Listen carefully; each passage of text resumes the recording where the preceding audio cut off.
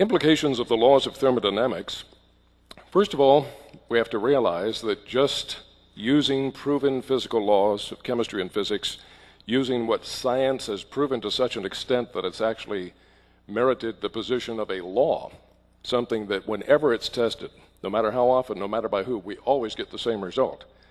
When we're using pristine pure science like the laws of thermodynamics, which Einstein said would never be overthrown by the advance of science, you would think that it would be an open and shut case. You would think, well, the evolutionists would just fall over dead in front of these overwhelming, unassailable scientific facts.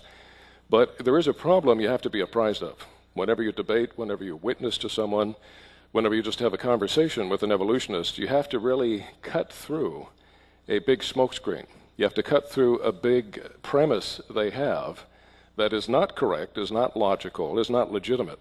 But you have to point that out to them and pray the Holy Spirit will help them to grasp that, because they start with a premise that basically says, no matter if all the evidence is against evolution, and all of it appears to support intelligent design, creation is religion by definition, and evolution is science, therefore we must go with science. And evolution wins anyway. So when we're dealing with origins, we're dealing with an emotional question. Whenever we deal with the question, who are we? Why are we here? What is our purpose and meaning and value in life? How do we determine what is right and what is wrong? And what is going to happen to us when we die? These questions really are tied up in the issue of our origin. If we're just mechanistic products of a mindless universe, then there really isn't any right and wrong. And when we ask the deep questions, who am I, why am I here, where am I going, the answer is, well, you're a nothing and a nobody, and you're not here for any real reason. You happen by chance, and when you die, that's it. You will rot back into plant fertilizer, and that'll be the end of you, and you'll never be conscious again, because evolution is purely materialistic, purely naturalistic.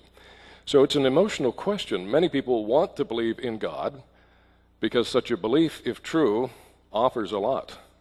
Meaning, purpose, value, dignity, hope beyond the grave, the possibility of an eternal love relationship with an infinite being who loves us with a perfect love, the best of all possible worlds for eternity, if the God of the Bible is true and if his gospel is true. So many people, understandably, would prefer to believe that. And many evolutionists say, well, it's pie in the sky by and by. You're believing something because it sounds good and you'd like to believe it. But there are also people, such as our beloved evolutionists, who, when they're thoroughgoing evolutionists, they really don't want to believe in a God. That means there's somebody bigger and smarter than they are. Believe it or not, that bothers some people. They think they have a corner on all the knowledge. They think their intellect is the highest in the universe. They don't want somebody infinitely superior to them. And they certainly don't want such a powerful being to have the right to judge them for how they ran their life. That's a big issue. To them, that's their worst nightmare. That's the reality they hope is not true. And unfortunately, as the scripture tells us in Romans chapter 1, when men knew God, but they would not honor him as God, God's judgment on them was he turned them over to a reprobate mind. And although they profess to be wise, and although they may be wise in the things of the world, having multiple Ph.Ds, they miss the boat, because they miss the most important truth the human heart can embrace. If there is a God who made us, that is the purpose and meaning and destiny of our existence. And if you miss that, what shall it profit a man to gain the whole world and lose his soul? So it's an emotional question. Also, it's an unprovable question, because ultimately we cannot repeat history in the laboratory. The origin of the universe, the origin of life, the alleged evolution of an ape-like creature into a man, these make nice stories, but when it comes to scientific proof, we cannot repeat any history in a laboratory. It only operates in the present. Now, approaching the question properly, and by that I mean agree to use fair rules when you get into this discussion. And what do I mean by that? Don't allow them to define science in a self-serving way that makes them winners by definition. No matter what you say, no matter what evidence you present, they can say, well, sorry, the rule book says I win and you lose anyway. Now here we have, well, let's see,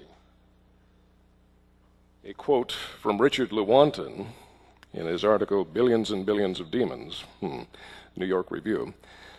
He said that we're forced, not by science, but by our a priori adherence to material causes, to create an apparatus of investigation. In other words, the rules of the investigation are such, and a set of concepts that produce material explanations, no matter how counterintuitive, in other words, no matter how apparently illogical or irrational, no matter how mystifying to the uninitiated. Moreover, that materialism is an absolute, for we cannot allow a divine foot in the door. Why? Because we can prove that there is no God? No. No scientist can prove there is no God. To prove that there is no God, you would have to be everywhere present to make sure he's not hiding somewhere in the universe, which means you'd have to be omnipresent, and you'd have to be knowledgeable of every fact that exists everywhere in the entire universe. Omnipresent and omniscience, those are characteristics of an infinite God. And you'd have to have those characteristics to prove that there is no God. But if you did have them, you would qualify as God. Therefore, you would be God, God would exist, and it's a self-refuting logical argument. You can't prove a universal negative unless you have universal knowledge, which they do not have, and science does not have. So why can't they allow a divine foot in the door? The answer is because they jolly well don't want it. Philosophically, it is unpalatable to them. Now, we live in a free country. Under the U.S. Constitution, First Amendment, you can believe anything you want. You can even believe things that are stupid, and it's legal. Isn't that a wonderful thing about the U.S.? It's legal to believe in stupid things, but that doesn't make them true. That doesn't make them science. And if they want to believe this, I will defend their right in our free country, under our Constitution, to believe that if they want to as their religion, but they don't have the right to define it as science. Just because somebody supposedly died, some potentate died and left them the authority to redefine science. It doesn't quite work that way. Now, this definition of religion I love from Random House College Dictionary, a set of beliefs concerning the cause, nature, and purpose of the universe. Materialism, naturalism, is the presupposition without possibility of proof by the scientific method that the whole of reality is naturalism. There is no supernatural dimension. There certainly is no supernatural creator. It is a set of beliefs concerning the cause, nature, and purpose of the universe that says it's all materialistic. It's all naturalistic. That is a religion. And as Brother Riddle pointed out so well, we already have a religion. We already have a faith. We don't need theirs. And we need to point out to them that what they have really is a faith. You know, if they want to be honest and say, I have this faith I'd like to share with you, I say, fine, I can understand that. But just don't call your faith science if it doesn't qualify as it. Don't mislabel it and expect me to accept that definition, because it's just not correct. It's not true. Now, here I quote this famous quote by Th de Chardin, often quoted by the greatest evolutionist of the 20th century, at least arguably so, Theodosius Dobzhansky. And he was fond of quoting this, and it says, evolution is a general postulate to which all theories, all hypotheses, all systems must henceforward bow, and which they must satisfy in order to be thinkable and true. Evolution is a light which illuminates all facts, a trajectory which all lines of thought must follow. That is what evolution is. Now, this is really one of the most astounding quotes I've ever confronted. Right at the beginning, it admits it's nothing but a general postulate. That's another word for a hypothesis. Not even something that's been proved, just something that people conjure up in their imagination and say, well, we can test it, but we don't know if it's true yet. But somehow this mere postulate or hypothesis has the power to say all world systems must bow before it. And you know what? If you don't stop and say, wait a minute, you don't have the authority to do that, they'll run right over you and say, hey, Theodosius Dobzhansky, Th de Chardin say so. So, what is it about their names that makes them right? Dropping names doesn't determine truth. And if it's just a postulate, it has to go through what every other postulate has to go through, proof by the scientific method. That has not happened for evolution. So I like to know what happened to the classic definition of science. The classic definition of science is the search for truth, whatever that truth may be. And the truth just may be that naturalism doesn't work, that nature, by her laws of chemistry and physics, did not create us and was not responsible for our origin. That may be the truth. And real science is interested in finding the truth, whatever the truth may be. It doesn't start by defining, well, we're not going to look in this area. It might be true, we can't prove it's not true, but we're not going to look in that area, and we're going to define that area as non-scientific by definition. namely supernatural creation. Guess what? Supernatural creation just might be true, and science can't prove it isn't true. So here we have the Orwellian thought police coming along and saying, look, you can search for truth, but only how and where we tell you to. See, everybody says, oh, we want to be free, we want freedom of religion, freedom of speech. And yet some of the greatest bondage in academia is this false definition of science that says you can only search for truth where we tell you to search and how we tell you to search. We need to call them on the carpet about that. So science, when redefined as materialism, says you may search for truth, but only where and how we tell you. Only materialistic explanations are allowed. Now the problem, what is the problem?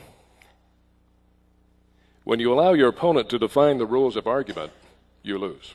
If they get to set the definition, guess what? They're always going to define the rules in such a way that no matter what happens, they win and you lose. For example, the first rule, since I get to set the rules, you've conceded me that right. I set the rules and you don't. That's the first rule. Okay? Then what's the second rule? Heads I win, tails you lose. Okay?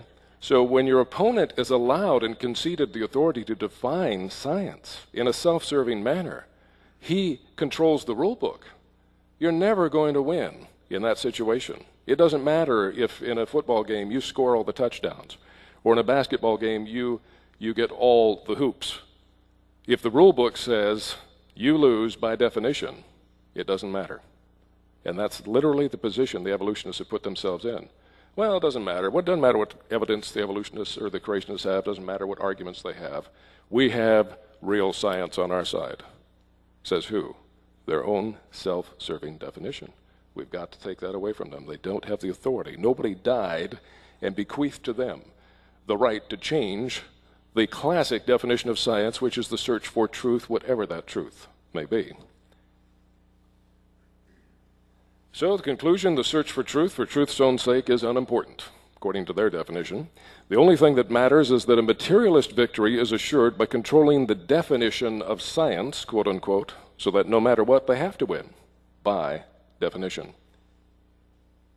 Now, it literally doesn't matter if all the evidence supports intelligent design and contradicts naturalistic evolution. You say, well, it's not that extreme, is it? It is. I quote here Dr. Scott Todd, an immunologist at Kansas State University, and he wrote this in Nature magazine. He said, even if all the data, notice all means all, even if all the data point to an intelligent designer, such an hypothesis is excluded from science because it is not naturalistic. End of quote. Now, what would they do if creationist scientists got up and said, even if all the data point to Darwinian evolution as being true, such an hypothesis is, not science because it's not supernaturalistic? Why, they'd scream and cry, and oh my goodness, you'd think the world would end. But we're supposed to put up with that. They wouldn't tolerate it for 1 second. But we're supposed to be so meek and mild, we'll let them get away with this illogic. And we have to put our foot down and say, look, we're willing to discuss, we're willing to talk, we're willing to debate, but let's level the playing field. Let's not start with a definition that guarantees that you win no matter what, because you define yourself as a victor by how you define the word science. So is it science or just philosophical bias? I quote here the eminent evolutionist of the early 20th century, D.M.S. Watson. He said, evolution is a theory universally accepted not because it can be proved by logically coherent evidence to be true, but because the only alternative, special creation, is clearly incredible. So it's not what we can prove that counts, it's what we don't like that counts. Why is creation incredible? Because you can prove it's unscientific? Because you can prove it didn't happen? No. Well, then maybe it did happen. Oh, no, it's incredible. How do you know? Well, because we don't like it. And we'll define what is credible and rational based on what we prefer. Really? I thought we lived in a democracy where people can believe what they want and search for truth the way they want, you see. And that's the point we have to bring out. Everybody's for democracy. Everybody's for freedom of thought. And we need to point out Orwell has had his heyday with this type of science because they suppress freedom of thought under their definition. It's incredible by definition, even though they can't prove it's wrong. I quote here Sir Arthur Keith, another crusading evolutionist of the early 20th century. He said, "Evolution is unproved and unprovable." Amen, brother? I would agree.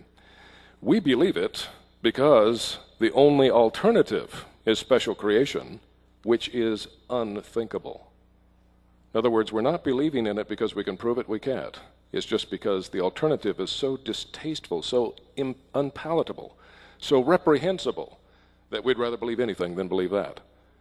Well, it's a free country. You can choose what you prefer to believe, but you don't have the right to say that belief system is science by definition.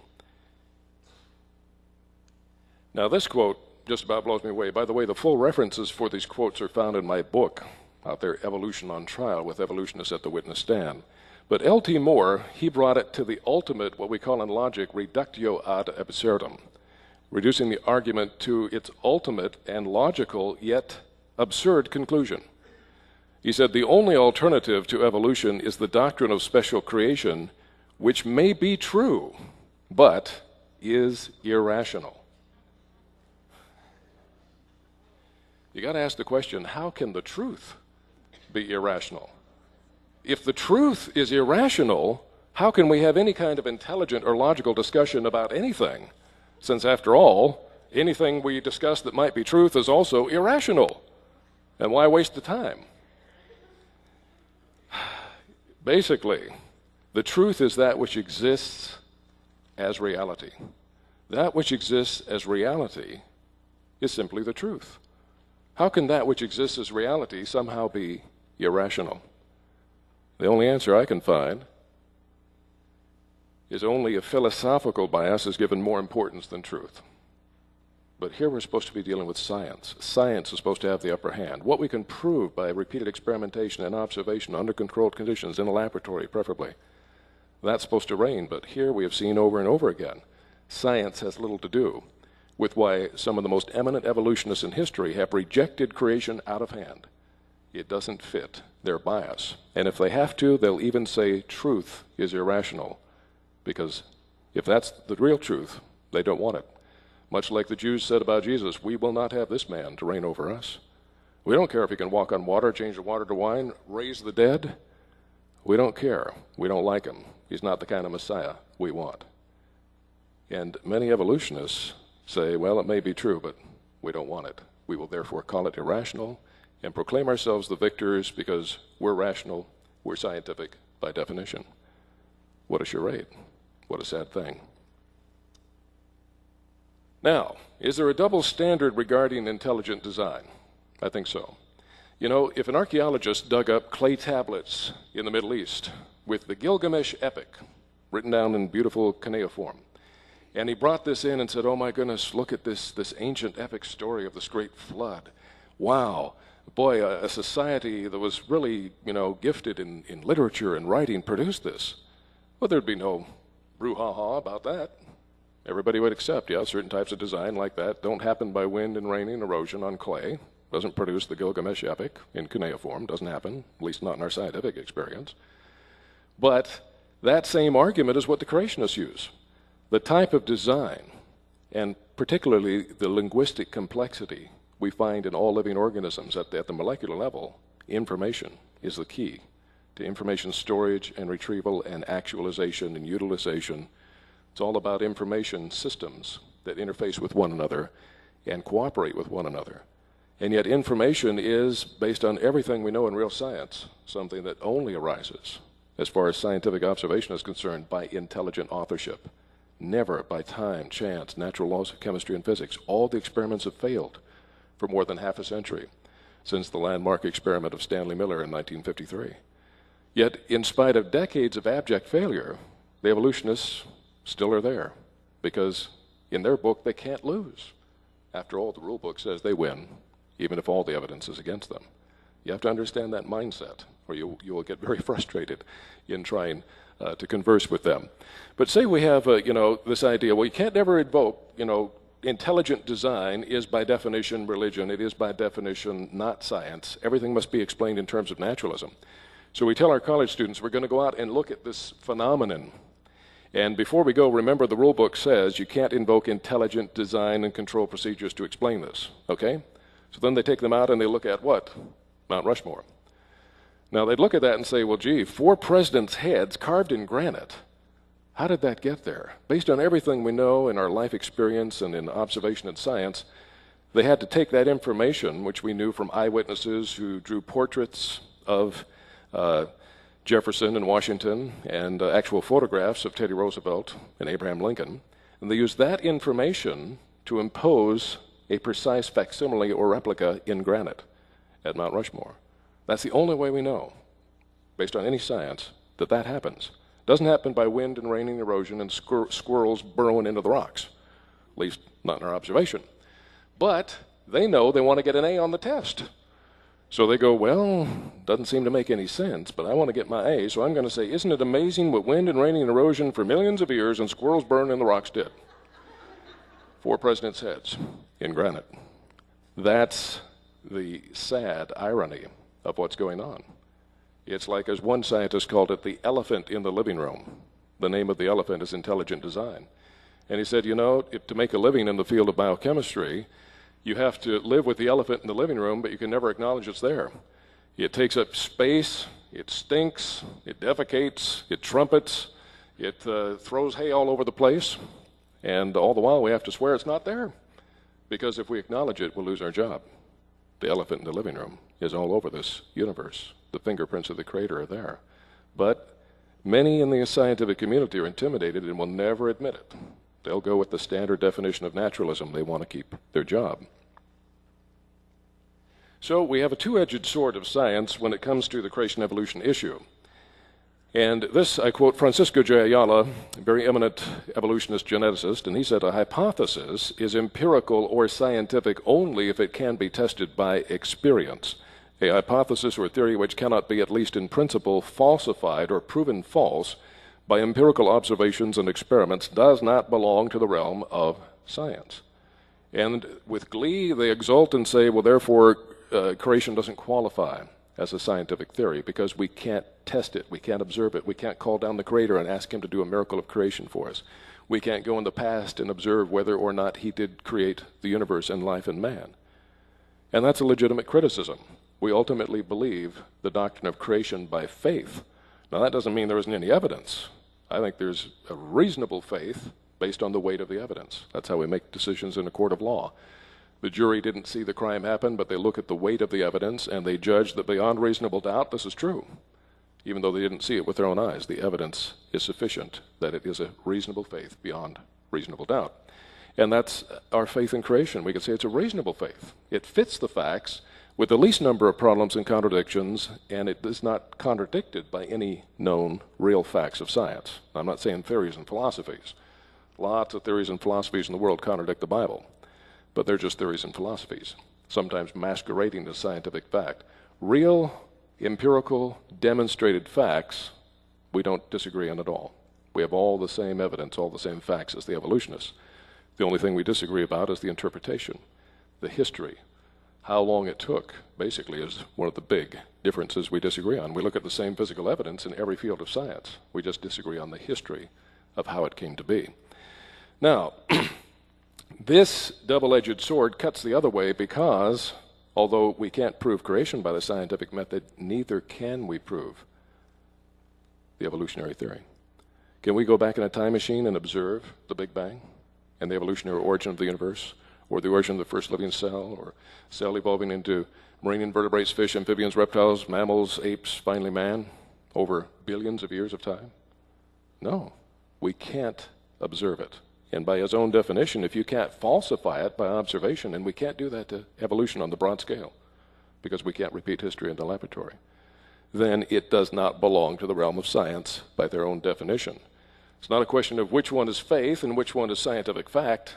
It's a question of which faith fits the facts the best with the least number of problems and contradictions. That's the best we can do. With any historical question, science is limited in what it can tell us.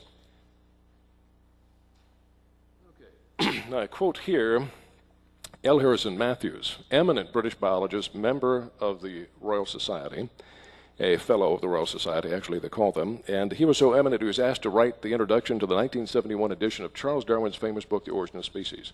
They probably regretted asking him because he was a very honest scientist, and he said some amazing things, which I quote here. He said, "In accepting evolution as a fact, how many biologists pause to reflect that science is built upon theories that have been proved by experiment to be correct, or remember that the theory of animal evolution has never been thus proved?" And in the broad scale, that's absolutely true. We can't see a family, order, class, phyla change into another. Limited variation within distinct families, species, genus, yeah, we've seen that. Creation explains that, predicts that. But the big changes define Darwinian evolution, and no experiment has ever proved that it ever has or even could happen. He continues, saying, "The fact of evolution is the backbone of biology, and biology is thus in the peculiar position of being a science founded on an unproved theory." Oh, heresies in the halls of biology, but he's being honest about it. It's an unproved theory. It's not a fact. It is, he says, and this is a good question that ought to be asked in our textbooks. By the way, is it a science or a faith? Good question. Belief in the theory of evolution is thus exactly parallel to belief in creation. Both are concepts which believers know to be true, but neither up to the present has been capable of proof. And neither will be in the ultimate scientific sense unless we can invent a time machine and literally go back and observe what really happened. We can't do that. Therefore, it's circumstantial evidence. Well, what does that mean? That means we have to compare the creation and evolution issues as scientific models rather than scientific theories. Okay? A scientific theory is a theory that can be put to the test and proven true or false. You can't do that in the broad scale with either creation or evolution. It's ultimately a matter of faith, but they can be examined as scientific models. Okay? A scientific model is simply a conceptual framework that's used to correlate and make predictions and correlate the evidence. And the model that can correlate the evidence with the least number of problems and contradictions and make predictions that fit the real world, then that theory is most likely the correct one. And that's where you have to leave it. This theory makes more sense. The weight of the evidence is with it. We therefore put our faith in that as being the most reasonable faith. That's the best we can do in this area. Now, when we define the creation-evolution controversy in the terms of models, conceptual frameworks, creation wins hands down. Evolution is contradicted by all kinds of known facts of chemistry and physics and experimental data. Contradiction upon contradiction upon contradiction. There aren't any facts that actually contradict the concept of special creation. Now notice predictions. Evolution predicts, and Julian Huxley said, indeed, the whole of reality is the self-transforming power of evolution, going to ever and ever greater levels of complexity. So from inanimate particles, we get complex biochemicals, which then organize into a living, reproducing cell. And that goes all the way up to man. And then supposedly man is continuing to evolve and is going up and up and up and up. Now, if this were true, we would predict that we ought to be able to find in nature some inherent intrinsic property of matter and energy that drives it to ever higher levels of complexity. No such intrinsic property of matter has ever been observed or proven. Thus, no law exists to describe this phenomenon. Exactly the opposite tendency of matter and energy has been observed over and over again without fail, so much so that it is embodied in a law, the second law of thermodynamics, the law of increasing disorder, increasing entropy, increasing loss of available free energy, converting into dilute, unavailable energy that although it's there, it cannot be harnessed for useful work anymore. So, what we actually see in the real world, as defined in the second law, is something you would expect if creation is true. If creation took place, then an omnipotent creator created things perfect and complete. They didn't have to go in this upward progress to reach perfection. It was created with perfection at the beginning. Therefore, it couldn't go any higher than perfect. You wouldn't expect any higher upward movement like evolution predicts, and indeed we don't see that. However, things can go down from perfection, especially if the Creator, as He has revealed, has instituted a bondage of corruption and decay. Now, I don't think that means that God put the second law there at the time of the curse. I think the second law is there for a good reason. If we didn't have the second law in operation, certain chemical processes wouldn't work, we couldn't digest our food. That would be pretty miserable, okay? Talk about indigestion, whoa. So you also wouldn't be able to walk without slipping and falling on your face. because as you walk, you generate heat, which dissipates according to the second law. You have to have friction. Without the second law, you wouldn't even be able to walk without slipping all over the place. So there's good reasons for that second law to be there, but the Bible says a bondage of corruption and decay. I believe there was an offsetting principle of God's providence there, as there was with the children of Israel. Remember, as they wandered in the desert 40 years, it said during all that time, their clothes didn't wear out, their shoes didn't wear out, and their feet didn't swell. Does that mean the second law wasn't there? No, I think it was there. It was just that God was offsetting its effects with his law of preservation, with his providence, his miraculous upholding of his sovereign purpose in that situation. I think when the curse came, God withdrew some of his providential grace, and this natural law was now a bondage, because there's no more an offsetting principle as there was for the children of Israel. So the law, I believe, has always been there, and the law is necessary, but degeneration is what we see, and that fits the idea of creation and a curse.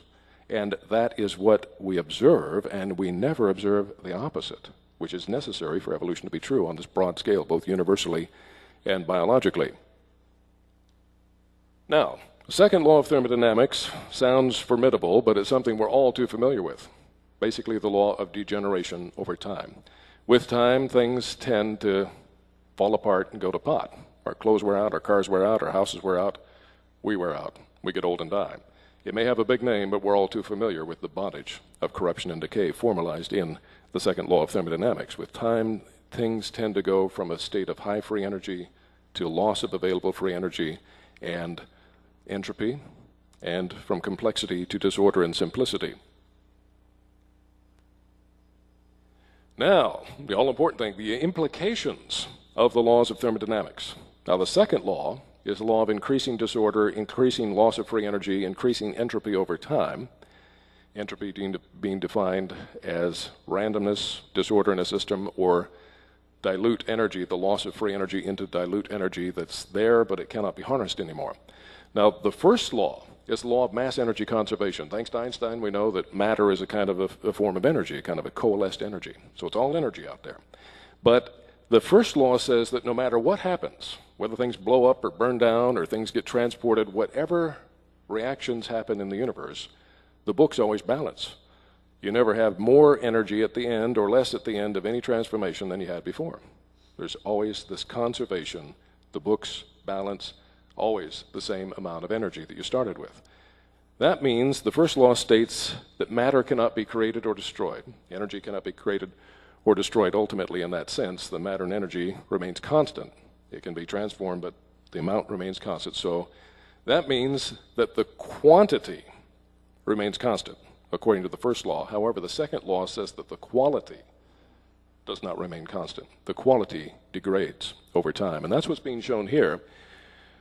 The universe is running down irreversibly according to the second law. That means it will eventually reach the ultimate heat death or total entropy, where there'll be no more free energy available anywhere in the universe. It'll all be dilute entropy. Everything will be dark and cold. No life, no useful work can be done anywhere in the universe. Now, since it's irreversibly running down, what does that mean? The universe cannot be infinitely old. The evolutionists would love to have an infinitely old universe that's eternal, and therefore that's their eternal God instead of the eternal creator. But the second law, proven science, says it can't be. Because it's running down, it will reach an end. It hasn't reached the end yet. It therefore cannot be infinitely old, or it long since would have been at maximum entropy. And no life, no evolution, no nothing could exist. So the second law clearly shows the universe must have had a beginning when something or someone put that free energy there that is now running down irreversibly. So the second law says the universe must have had a beginning, but the first law says it could not have begun itself by natural law. Why? Because matter and energy cannot create or destroy themselves, not by natural law.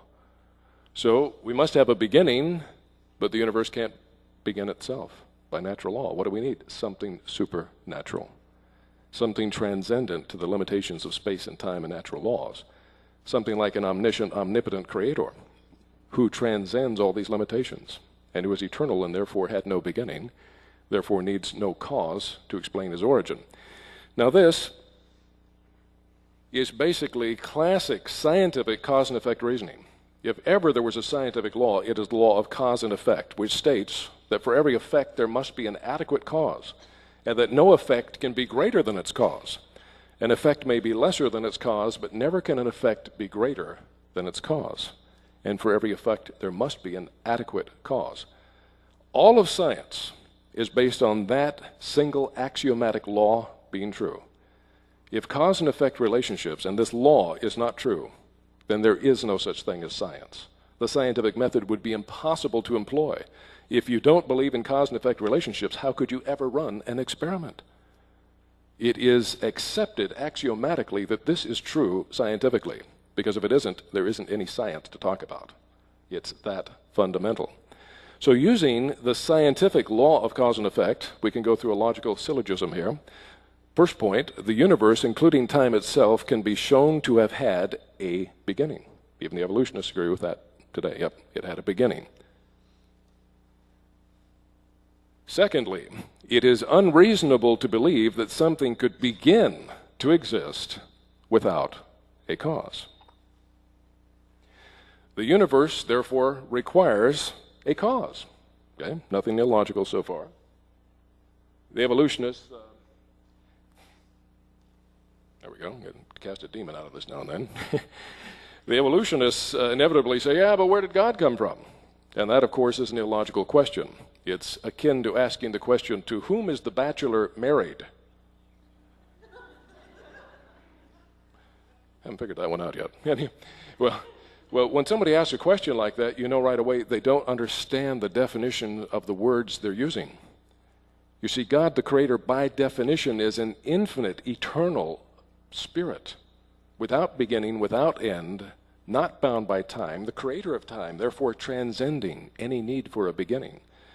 So, God as creator of time is outside of time, since therefore he has no beginning in time. Remember, only something that has a beginning requires a cause to explain its existence.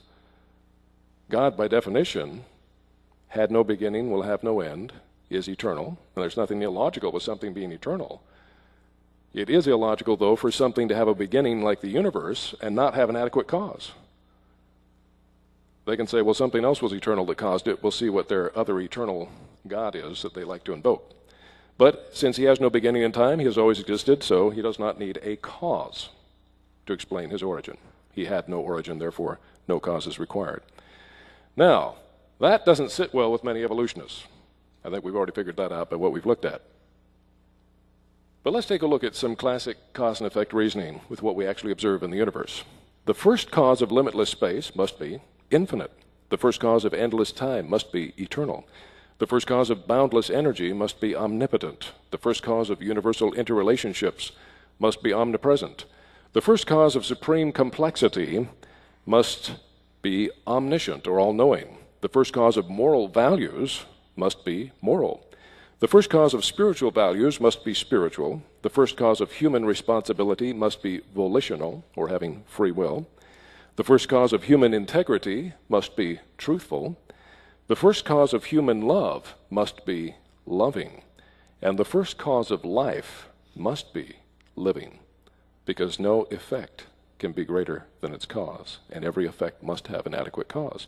The conclusion is that the cause of all these phenomena we see in this universe must be a living, loving, truthful, volitional, spiritual, moral, omniscient, omnipresent, omnipotent, eternal, infinite being. Does that sound familiar to anybody? Yeah. He's written a book. It's called the Bible, his love letter to man. And science shows us that a God, such as the God revealed in the Bible, must exist based on real science, cause and effect relationships.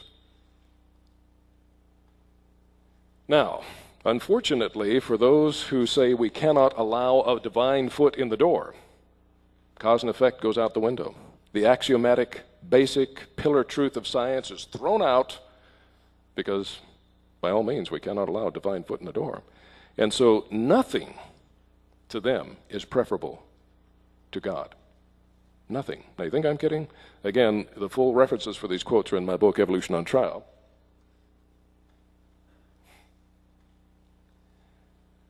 Alan H. Guth and Paul J. Steinhardt, a couple of notable evolutionists in cosmology, they say this: It is tempting to go one step further and speculate that the entire universe evolved from literally nothing. You got to ask the question, why is that so tempting? What's tempting about it? If everything came from nothing, then what does it mean when we ask the questions, who are we, why are we here, where are we going? Well, we came from nothing. I guess we're worth nothing, and we're not going to nothing. And nothing is the answer on all the Jeopardy questions. Nothing. Okay. But it's tempting, not because of science, not because of cause and effect law, but because of the philosophical presumption of naturalism. Edward Tryon, he said, and I quote, that our universe had its physical origin as a quantum fluctuation of some pre-existing true vacuum or state of nothingness. Wow, that almost sounds eloquent. It's not very logical, though, because when you look up the definition of nothing in the Collegiate Dictionary, it reads something like this: that which does not exist.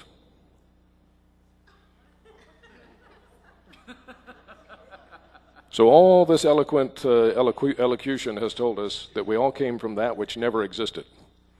And if you don't believe that, well, you're just stupid and unscientific, by definition. Nobody would really accept that. But we have to point it out in the reductio ad absurdum fashion to point out that their conclusion is logically absurd. From nothing comes nothing. From that which does not exist, you can't get everything that does exist. Talk about an inadequate cause for the effect. That which doesn't exist creates everything that does exist because they want it to be so. And they define it as science. Finally, I quote here Paul Davies, very rabid evolutionist. He says, and I quote, "This quantum cosmology provides a loophole for the universe to, so to speak, spring into existence from nothing without violating any laws of physics." Well, I guess that would be the case. How can nothing violate anything since it doesn't exist?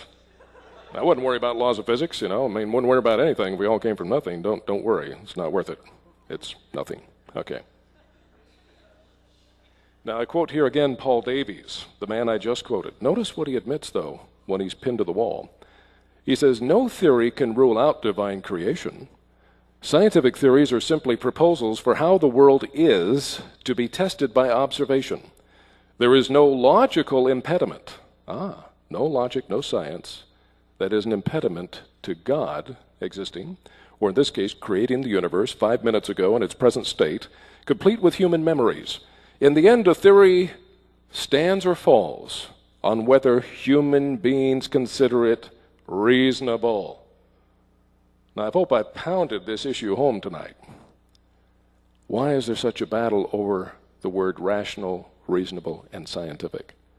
Because ultimately, what human beings consider to be rational, reasonable, and scientific is what's accepted as science. Isn't that interesting? If they can control the definition of what is reasonable and rational, they win. And that's where a lot of the battle has been fought in recent years. Now, what we have here is a problem, because we have proven physics, which Einstein said would never be overthrown, which Isaac Asimov said is the most powerful generalization scientists have ever been able to make about the universe, the laws of thermodynamics. And it says there's a natural tendency for everything to go downhill toward greater disorder, greater increase of entropy, greater loss of free energy. It's irreversible, and every test ever done has confirmed it. That is going against something that has never been observed in the history of science, that these big changes, species, order, class, phylum, kingdom, could happen from nothing that then turned into something that then evolved.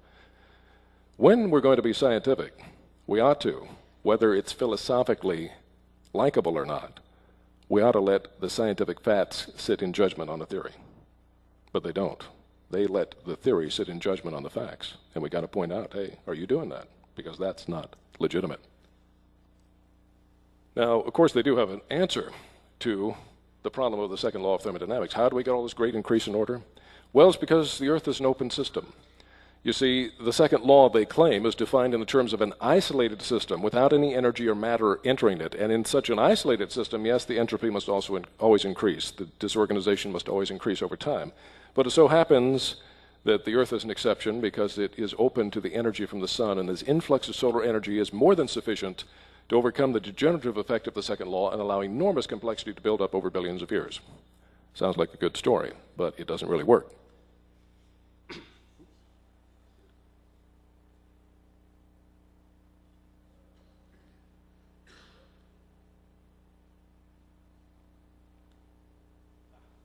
There we go. It actually worked. Now, I quote here the Harvard scientist, or at least he was a scientist at Harvard when he wrote this for Chemical and Engineering News back in the 80s. He said, ordinarily, the second law is stated for isolated systems, but the second law applies equally well to open systems. Now, think about that. Is that true? Obviously, it's true. Obviously, where did we test and prove the physical law known as the second law of thermodynamics? Did we test it here on Earth? Well, then how did we prove it? After all, it doesn't apply on Earth. Earth is an open system. Obviously, just because energy is available doesn't negate the function of the second law. We test it here. We prove it here. Obviously, things rot, rust, and corrode and corrupt, and everything is going downhill in spite of the fact that we live in an open system. This a child could understand. It doesn't matter if the system is open. The question is, what is it open to? And if it's only open to raw energy, you're still going to get degeneration over time. Now, if all we needed was the sun's energy, as they claim, to get a system more complex than any machine man has ever created, a living, autonomous, self-reproducing cell, far more complex than any machine we've ever made, then we ought to be able to do a lot of things a lot easier. Why expend the energy? You know, if we want to get water to flow uphill, liquid water to flow uphill, can we just say, well, the sun's energy is there, and that energy is sufficient to push it uphill? The answer to that question is, well, yes and no. The energy is there, but unless it's harnessed and directed, that water will still flow downhill. You can watch it for millions of years if you want. If you could live that long, it'll always flow downhill because the law of gravity dictates it. But the law can be overcome, not made to disappear, but overcome if you have a solar-powered pump that converts the solar energy into electrical energy, which then runs an electric pump and then with plumbing pushes water uphill against the force of gravity. Energy is necessary to do that, but it's not sufficient in and of itself. Big difference between something being necessary and being sufficient. In its raw state, it is completely inefficient and insufficient because it's not converted to usable form and it's not specifically directed. Now, say we want to get a standard 3-bedroom house and garage. We could dump all the building material out in an open field. We can measure the sun's energy reaching the site. We measure all this energy and we go, my goodness, after millions of years, we not only got enough energy to build this house, we could build all the cities in the world, many times over. Lots of energy. But as we sit there for millions of years, you know what's going to happen? It's going to rot and rust and corrode into dust. Why? Because of the second law. It's not going to build itself a house. Even though the energy is there, it's useless unless it can be harnessed and specifically directed. Now, say we have a solar-powered robot who's got solar cells on his body that convert solar energy into electrical energy.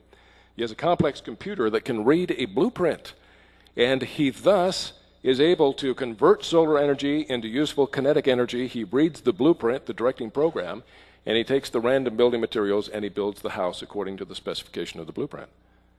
Then you can cause these random building materials to become a more complex structure, a house. However, in a real sense, you don't have any more complexity there than what you started with. Is the house more complex than the blueprint from which it was made? Arguably not, because all that specification, all that information is in the blueprint. All this did was put it in physical form, but it's the same information. The question is, where does that information come from that allows you to overcome the second law through a system that can convert energy and specifically direct it to build up complexity? Well, on the Earth, living organisms can do this. Photosynthesis converts solar energy into chemical energy. Take a little seed, can grow into a huge redwood tree because it meets the criteria. Energy conversion and directing program with the DNA blueprint. Now here we have a souped-up Mustang with over a 2,000 horsepower engine, counter-rotating props, kind you find in the Reno air races. I'd love to take a ride in one of these because it's got all the necessary criteria.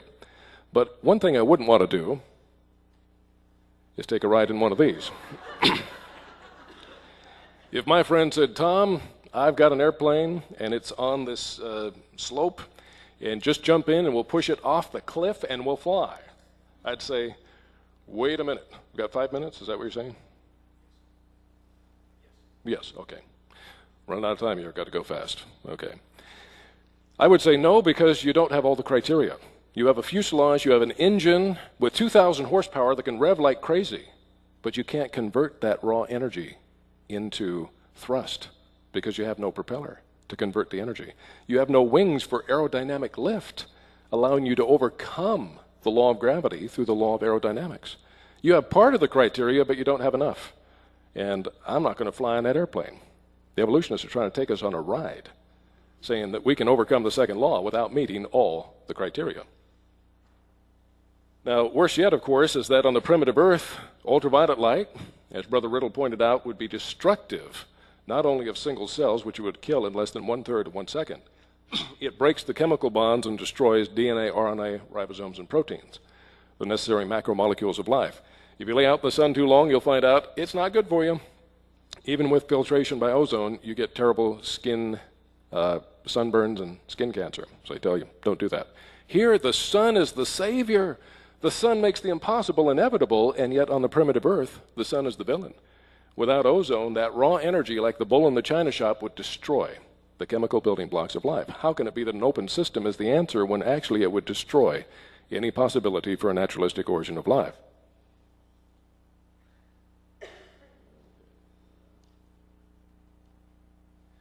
Even George Gaylord Simpson, one of the most rabid evolutionists of the 20th century, he admitted the simple expenditure of energy is not sufficient to develop and maintain order.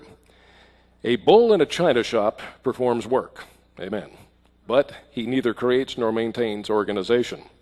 The work needed is particular work, okay, not just rampaging and breaking all the china. It must follow specifications, information, a blueprint. It requires information on how to proceed. So we have 4 essential criteria that must be met in order to overcome the second law and produce any significant amount of increase of complexity. What are they? Number 1, the system must be open to the environment. We agree with the evolutionists on that. Number 2, an adequate influx of energy must be available. We agree about that. Number 3, the system must possess an energy conversion mechanism, like photosynthesis in plant life, or metabolic energy conversion systems in other life forms, to convert harmful raw energy, in this case solar energy, into a useful form of chemical energy. And fourthly, a directing program, a blueprint or genetic code, must exist to control the conversion machinery and to direct the converted energy into the creation and maintenance of complexity. Nowhere in this observed universe have we seen the second law overcome or complexity to build up on any significant scale unless all 4 criteria are met. But here we have a problem. With the Big Bang, the primordial egg that popped out of nothing into something and then exploded, that is the ultimate isolated system. There isn't any other matter or energy outside of it to come into the system. Their own definition, they agree, in an isolated system, everything must go in the direction of greater entropy. How can you have an explosion which increases entropy and then it coalesces into a very complex, far more complex universe than that little thing you started with? You can't have that because it violates the second law, even according to their own definition. I've used this in debates for decades. The evolutionists never have an answer, other than they ignore it, and they usually ignore it in the rebuttal period as if it didn't exist. For the origin of life, the last 2 criteria are absent. You do have an open system, you do have an influx of energy, but you don't have an energy conversion system because you don't have photosynthesis or metabolism, very complex chemical systems, and you don't have a blueprint, DNA. In fact, the sun's energy would destroy any of those things in an open system under those situations. So, the evolutionist Charles J. Smith, he points out this explanation, an open system, however, is not completely satisfying because it still leaves the problem of how or why the ordering process has arisen, an apparent lowering of the entropy. And a number of scientists have wrestled with this issue. Bertalanffy, clear back in 1968, called the relation between irreversible thermodynamics and information theory one of the most fundamental unsolved problems in biology. Well, I've got news for them. It's still unsolved. They have never given an adequate answer to this lethal contradiction. Now, some claim that Ilya Prigogine in 1977 got the Nobel Prize for solving this problem. That is demonstrably false. For one thing, he never claimed he did. He was surprised he got the prize. He said he'd never worked in a laboratory for years prior to receiving it, and what you can prove in the laboratory is real science. But notice, Ilya Prigogine received the Nobel Prize in Chemistry for using thermodynamics, in the words of the Nobel Citation Committee, to, quote, bridge the gap that exists between the biological and social scientific fields of inquiry. Whatever in the Sam Hill that means, I'm not sure. But I know this much, it doesn't say he solved the problem for the second law of thermodynamics poses for a naturalistic origin of the first living cell. They never said he did. He never said he did. In fact, the boldest statement we can find Prigogine making is this: what was the role of dissipative structures in evolution? It is very tempting to speculate. All right, that prebiotic evolution corresponds essentially to a succession of instabilities leading to an increasing level of complexity, end of quote.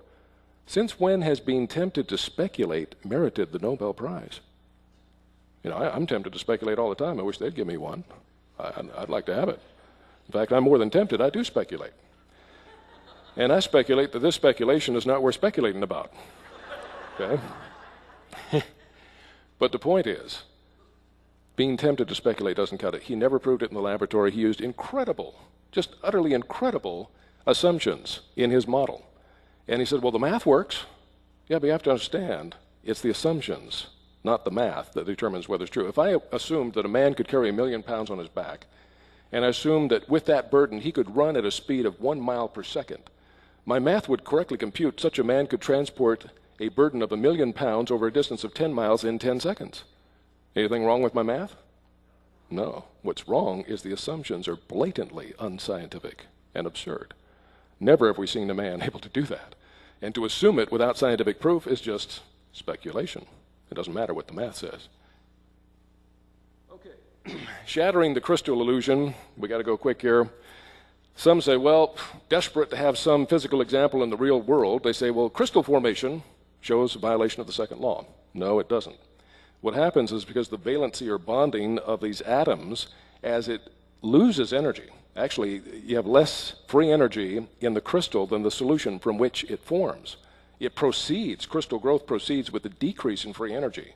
Thus, rather than being a violation of the second law, it's actually an example of the second law in action. It proceeds with a loss of free energy. It produces repeating structures that carry little or no information, like this: ABC, ABC, ABC, ABC, ABC. Well, there's order there, but there's not real information. Life is characterized by information. Information like this. This sequence of alphabet letters carries a message, not just short repeating sequences like a crystal. Even the eminent evolutionist scientist and chemist Peter T. Mora, he said, and I quote, crystallization occurs because it leads to the lowest energy state and to the most stable arrangement of atoms or molecules under the given conditions because of valency. Crystallization leads to simple, very uniform repeating structures which are inert. These structures do not function and are not designed by function. They're about as dead as inanimate matter can be. They have not the free energy or the information required for biological macromolecules like DNA, RNA, ribosomes, and proteins. It's the worst analogy one could use for overcoming the second law. Even Ilya Prigogine, whom they love to quote, admitted this. He didn't try to say crystals give an answer. He said dissipative structures, which he never proved. But he said, unfortunately, this principle of crystal formation cannot explain the formation of biological structures. The probability that at ordinary temperatures, a macroscopic number of molecules is assembled to give rise to the highly ordered structures and to the coordinated functions characterizing living organisms is vanishingly small.